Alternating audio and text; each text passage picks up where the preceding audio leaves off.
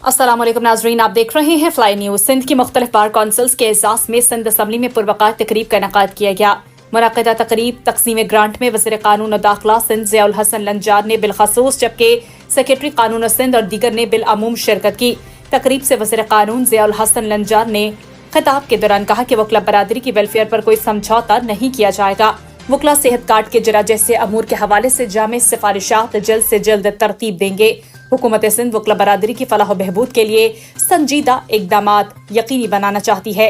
उन्होंने कहा कि सिंध पुलिस के लिए कांस्टेबल ता ऑफिसर रैंक तक 2 मिलियन की रकम हुकूमत सिंध ने सेहत की मद में मुख्तस कर रखी है। मेरी ख्वाहिश है कि सिंध पुलिस की तर्ज पर वकला के लिए भी सेहत कार्ड जारी किए जाएं। वकालत एक मुकद्दस पेशा है, इसका एहतराम और तरक्की हुकूमत सिंध की तरजीह है।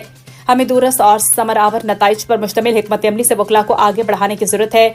मैं गरीब वकला के साथ हूँ और इनकी मदद का सिलसिला जारी रखूंगा। तकरीब के दौरान सिंध के जुमला अजला और तालुका की बार कौंसल्स में ग्रांट पर मुश्तमिल अलहदा चेक्स तकसीम किए गए। तकरीब में शरीक Sindh bar council, high court bar association, Karachi, Hyderabad, Sukkur, Mirpur Khas समेत दीगर तमाम ज़िली बार कौंसल्स और एसोसिएशन से वाबस्ता ओहदेदारान मेंबरान पर मुश्तमिल वकला में ग्रांट तकसीम की गई।